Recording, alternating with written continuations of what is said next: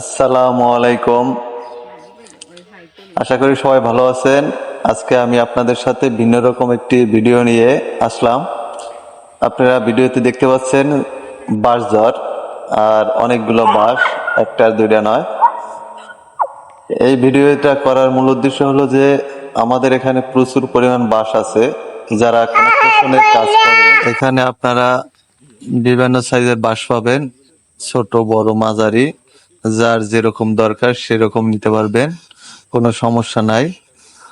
আর অবশ্যই লোকেশনে এসে নিতে হবে।